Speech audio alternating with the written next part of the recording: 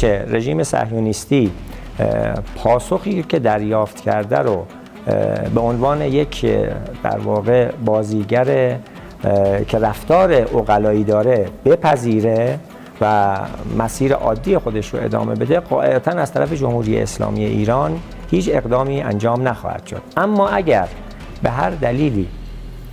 رژیم صهیونیستی میخواد کوچکترین شیطنتی علیه سرزمین ما، علیه افراد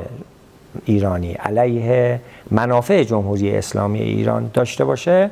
قطعاً با پاسخ قاطع و سخت مواجه خواهد شد و همونطور که عرض کردم دیگر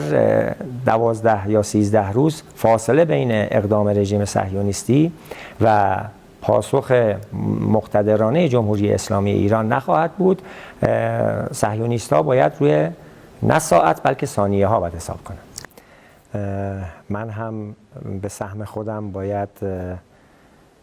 اگر هر کسی به هر نحوی میخواد از رژیم صهیونیستی حمایت کنه در این رویارویی، ما او رو و منافع او رو قاعدتاً هدف میگیریم.